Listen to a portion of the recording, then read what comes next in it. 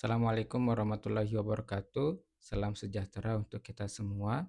Kali ini kita akan mempelajari Excel akuntansi di mata kuliah Praktikum Komputer Akuntansi. Jadi, sebelum kita masuk ke praktikum-praktikum yang ada di modul Excel akuntansi ini, di lembar pertama modul ini kita akan membahas atau membaca tentang Microsoft Excel. Nah, Microsoft Excel atau Microsoft Office Excel ini adalah sebuah program, aplikasi, atau lembar kerja spreadsheet yang dibuat dan didistribusikan oleh Microsoft Corporation untuk sistem operasi Microsoft Windows dan macOS. Aplikasi ini memiliki fitur kalkulasi dan pembuatan grafik yang dengan menggunakan strategi marketing Microsoft yang agresif, menjadikan Microsoft Excel sebagai salah satu program komputer yang populer digunakan di dalam komputer mikro hingga saat ini. Bahkan saat ini program ini merupakan program spreadsheet yang paling banyak digunakan oleh banyak pihak, baik di platform PC berbasis Windows maupun platform Macintosh berbasis macOS. Nah, semenjak versi 5.0 diterbitkan di tahun 1993, aplikasi ini merupakan bagian dari Microsoft Office System dan versi terakhir adalah versi Microsoft Office Excel 2007 yang diintegrasikan di dalam paket Microsoft Office System 2007. Namun sesuai dengan perkembangan zaman, pada saat ini kan sudah masuk ke abad ke-20-an. Nah, jadi sekiranya Microsoft Office ini tidak mungkin tidak update, jadi dia akan update sesuai dengan generasinya. Nah, sekarang kan sudah abad ke-20-an, pasti Microsoft Office-nya sudah ke versi 2000-an. Nah, yang versi yang saya punya, yang saya akan gunakan untuk pembelajaran praktikum komputer akuntansi ini dengan media Microsoft Excel ini adalah versi 2021. Jadi Microsoft Excel ini sebenarnya merupakan aplikasi pengolah angka ya, yang juga disebut dengan spreadsheet tadi ya, atau lembar kerja elektronik. Nah, aplikasi ini sebenarnya membantu para pengguna untuk bisa memasukkan, menghitung, menganalisis, dan mempresentasikan data-data yang berupa data-data numerik dalam format baris dan kolom. Karena Excel kan bentuknya dalam bentuk baris dan kolom, atau kita singkat saja dalam bentuk tabel. Nah, Excel ini sering juga digunakan untuk akuntansi dalam pembuatan laporan keuangan. Kemudian dapat digunakan untuk analisis data karena fungsi-fungsi atau rumus-rumus yang disediakan di Microsoft Excel dan manajemen database. Jadi di mata kuliah praktikum komputer akuntansi ini kita memanfaatkan Microsoft Excel dalam menyelesaikan praktikum-praktikum di mana output yang kita hasilkan nanti itu berupa laporan keuangan yang disusun berdasarkan eh, tahapan-tahapan proses akuntansi dan memaksimalkan rumus-rumus atau fungsi-fungsi yang ada di Microsoft Excel itu sendiri. Di lembar pertama kita membahas tentang Microsoft Excel ini di modul, kemudian di lembar berikutnya, nah di sini ada gambar proses. Nah, gambar proses ini merupakan proses akuntansi itu sendiri. Dari gambar ini sendiri sebenarnya kita bisa mendefinisikan akuntansi itu seperti apa. Namun secara tradisional, definisi akuntansi itu adalah proses sistematis pengidentifikasian, pencatatan, penggolongan, penghisaran, dan pelaporan transaksi keuangan suatu entitas. Nah, sering disebut juga sebagai bahasa bisnis akuntansi itu. Kenapa? Karena akuntansi itu bertujuan menyediakan informasi keuangan yang akurat untuk dasar pengambilan keputusan bagi para pihak yang membutuhkan laporan keuangan tersebut atau informasi keuangan itu. Nah, pihak-pihak itu siapa saja? Ada pihak internal seperti manajemen dan pihak eksternal seperti investor, kreditor, dan juga pemerintah. Itu definisi tradisional dari akuntansi itu sendiri. Tetapi dari gambar ini kita bisa mendefinisikan bahwa akuntansi itu bermula dari adanya bukti-bukti transaksi yang tentunya bukti itu mengandung unsur ekonomi yang dapat mempengaruhi keuangan dari suatu perusahaan. Nah, kemudian bukti-bukti transaksi itu yang sudah teridentifikasi atau diidentifikasi yang mengandung unsur ekonomi, kemudian dicatat ke dalam jurnal umum, ya, ke dalam pembukuan jurnal umum. Nah, setelah transaksi-transaksi tersebut dicatat ke dalam jurnal umum, yang dimana isi dari jurnal umum itu adalah kode-kode akun dan juga nama-nama akun yang digunakan untuk menggambarkan transaksi itu sendiri. Nah, kemudian nama-nama akun tersebut digolongkan atau dikelompokkan ke dalam buku besar. Contoh misalkan ada kode rekening 111 dengan nama rekening kas misalkan. Nah, kas itu nanti kan banyak tuh muncul di jurnal umum karena kita sudah catat sesuai dengan transaksi. Nanti itu kita golongkan atau kita kelompokkan ke dalam buku besar. Jadi kas itu akan berkumpul ya semuanya di dalam buku besar kas. Kemudian juga piutang misalkan kode rekeningnya 112 dengan nama akun piutang usaha itu akan dikelompokkan atau digolongkan ke dalam buku besar.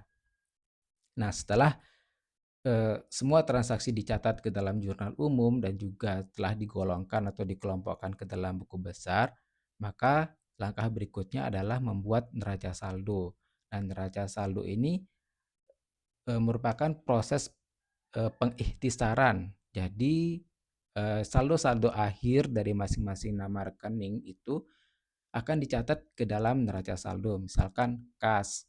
Kas kan tadi sudah kita golongkan dan kelompokkan ke dalam buku besar, di mana itu merupakan kumpulan dari mmm, kas-kas yang ada di jurnal umum. Nah, itu kita akan ambil nilai terakhir dari kas tersebut, apakah saldonya nanti jadi debit atau kredit, nanti akan muncul di neraca saldo. Begitu juga dengan piutang. Nilai akhir dari piutang tersebut akan dicatat ke dalam neraca saldo, ya, diiktisarkan ke dalam neraca saldo. Nah, setelah selesai di neraca saldo, akuntansi itu sendiri kan periodenya dalam 1 tahun sampai dengan 31 Desember 2000XX misalkan tahunnya. Nah, biasanya di akhir periode itu ada yang namanya penyesuaian yang harus dilakukan oleh perusahaan. Nah, penyesuaian-penyesuaian ini akan mempengaruhi nilai keuangan dari perusahaan itu sendiri. Nah, biasanya terdapat informasi tambahan yang digunakan oleh perusahaan untuk dilakukannya penyesuaian. Misalkan eh, perhitungan fisik dengan nilai nominal dari persediaan itu berbeda.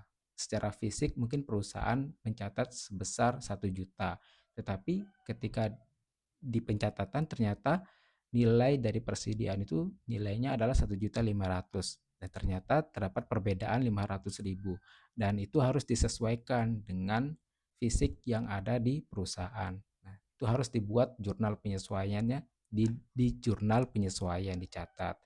Nah, nanti kalau sudah selesai semua transaksi-transaksi yang berkaitan dengan penyesuaian dicatat di jurnal penyesuaian, barulah dituangkan ke dalam neraca lajur. Jadi neraca lajur itu isinya ada kode akun, nama akun, kemudian neraca saldo sebelum disesuaikan, kemudian jurnal penyesuaian, dan neraca saldo setelah penyesuaian. Nah, setelah neraca saldo setelah penyesuaian itu terdapat kolom laba rugi dan kolom neraca. Jadi dari neraca lajur itu sendiri sebenarnya sudah kita dapat ketahui berapa laba ruginya dan berapa neracanya. Nah, setelah neraca lajur ini selesai dibuat, langkah berikutnya itu adalah penyajian. Jadi penyajian ke dalam laporan keuangan. Jadi laporan keuangan itu ada laporan laba rugi, laporan perubahan modal atau laporan laba ditahan dan juga neraca atau laporan posisi keuangan. Dan ini memiliki formatnya masing-masing. Memiliki format masing-masing sesuai dengan standar yang telah ditentukan. Nah, itulah proses dari akuntansi, di mana output yang dihasilkan itu adalah berupa laporan keuangan. Berikutnya adalah tentang gambaran umum perusahaan pada modul Excel akuntansi ini. Di sini Lombok Komputer merupakan perusahaan yang kita gunakan sebagai nama ya untuk menyelesaikan praktikum-praktikum yang ada di modul ini. Jadi di sini ada gambaran umum perusahaannya. Lombok Komputer ini berlokasi di Jalan Pejanggi Mataram dan merupakan perusahaan dagang yang bergerak dalam bidang elektronik, terutama pada penjualan komputer. Nah, produk yang dijual berupa komputer second dan juga notebook. Nah, Lombok Komputer ini dia beli barang dari agennya di Surabaya, yang kemudian Lombok Komputer ini menjualnya kembali ke toko komputer yang ada di Pulau Lombok. Nah, di samping Lombok Komputer ini menerima pembelian dari instansi maupun perorangan, penjualan barang kepada toko komputer dapat dilakukan secara kredit. Nah, sedangkan penjualan ke instansi dan perorangan itu dilakukan secara tunai. Nah, kemudian pembelian dan penjualan barang yang terjadi di Lombok Komputer ini dikenakan PPN 10%. Nah, di bulan Desember 2006, di sini informasinya bahwa tenaga yang mengerjakan akuntansi pada Lombok Komputer ini dia cuti selama 3 bulan karena sesuatu keadaan yang sangat terpaksa. Nah, namanya itu adalah Irwan Rahadi. Dia ini selaku penyimpan dokumen akuntansi. Nah, dia nyimpannya rapi sesuai dengan urutan tanggal terjadinya transaksi. Nah, pekerjaan akuntansi di bulan Desember 2006 ini belum dikerjakan oleh beliau sama sekali. Tetapi laporan keuangan sampai dengan akhir November 2006 ini sudah diselesaikan oleh kepala bagian akuntansinya sebelum dia cuti, Irwan Rahadinya ini ya.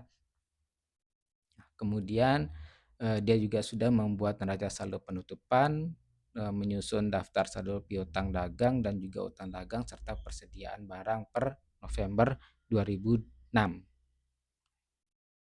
Nah, kemudian pencatatan akuntansi yang dilakukan oleh Lombok Komputer ini terkait dengan persediaan barang itu menggunakan metode buku atau perpetual system.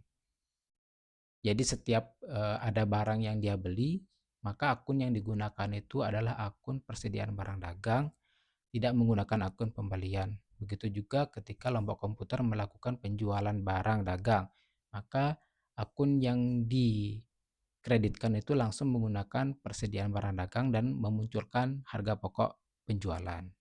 Itu metode buku atau perpetual system.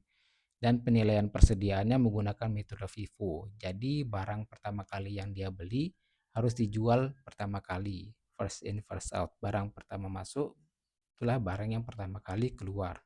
Perusahaan membuat laporan keuangan setiap akhir bulan. Nah, di sini disajikan data perusahaan termasuk neraca yang telah disusun per 30 November 2006. Ada daftar saldo utang, piutang, dan persediaan. Nah, ini adalah neraca saldo per 30 November 2006 yang sudah dibuat sebelumnya. Kurang lebih ada 20 nama rekening mulai dari kas, piutang usaha, cadangan kerugian piutang, persediaan barang dagang, asuransi dibayar di muka, sewa dibayar di muka, perlengkapan tanah, kendaraan, akumulasi, peralatan, akumulasi, hutang usaha, hutang gaji, PPN, hutang bunga, hutang bank, modal saham, laba ditahan, dan dividen. Di mana masing-masing nama rekening ini memiliki saldo akhir per 30 November 2006. Ada yang di debit dan ada yang di kredit. Di mana kedua total dari debit dan kreditnya ini haruslah sama. Itulah neraca saldo. Di sini total akhir dari masing-masing debit kredit itu adalah 300.281.000. Kemudian di lembar berikutnya ada daftar piutang per 30 November 2006. Nama debitur atau customer yang dimiliki oleh Lombok Komputer ada 5, Ada Madani Komputer, Dedi Komputer, Bani, Imali Komputer, Media Komputer, Wijaya Komputer dengan masing-masing saldo per customernya. Madani sekian 24 juta, Dedi Komputer 8.800.000, Bani Imali Komputer 16 juta, Media Komputer 5 juta, Wijaya Komputer 27.500.000 dengan total 81.300.000. Nah, 81.300.000 ini merupakan nilai piutang usaha yang muncul di neraca saldo. Piutang usaha yang muncul di neraca saldo 31.300.000. Nah, kemudian ada daftar hutang usaha per 30 November 2006, di mana Lombok Komputer ini memiliki 3 pemasok tempat Lombok Komputer ini membeli barang persediaan atau komputer second dan notebook tersebut. Nah, ada PT Elektrik, PT Jayakom, PT Komputek dengan masing-masing nilai saldonya. PT Elektrik 20 juta, PT Jayakom 15 juta, PT Komputek itu 32 juta dengan total 67 juta. Nah, 67 juta ini merupakan nilai hutang usaha yang muncul di neraca saldo. Kemudian ada daftar persediaan atau daftar inventory yang dimiliki oleh Lombok Komputer, di mana Lombok Komputer ini memiliki 7 persediaan barang dagang, ada P3 500, P3 600, P3 700, P3 800, P4 2800, notebook Acer dan notebook Toshiba dengan masing-masing harga beli 1 juta, 1 juta 100, 1 juta 250, 1 juta 300, 2 juta 500, 5 juta 500 dan 7 juta. Dan harga jualnya sekian. Stoknya masing-masing barang itu P3 500 itu 10 unit, kemudian P3 600 itu 8 unit, P3 700 9 unit, P3 805 unit, P4 2800 3 unit, notebook Acer 6 unit, notebook Toshiba 4 unit. Jadi harga beli dikali dengan unit persediaannya, itulah nilai saldo dari masing-masing persediaan. Sehingga kalau di total semua dari persediaannya ini itu sebesar 105.050.000. Nah, 105.050.000 ini adalah nilai persediaan barang dagang yang muncul di neraca saldo per 30 November 2006. Itu daftar persediaan. Kemudian di lembar berikutnya sudah masuk ke bukti transaksi. Nah, bukti transaksi ini nanti kita akan langsung saja bahas pada saat praktikum pencatatan transaksi di jurnal umum. Untuk gambaran umum perusahaannya cukup sampai di daftar persediaan, daftar utang, dan daftar piutang, serta neraca saldo. Berikutnya kita akan masuk ke praktikum 1. Sekian dari saya terkait gambaran umum perusahaan. Assalamualaikum warahmatullahi wabarakatuh.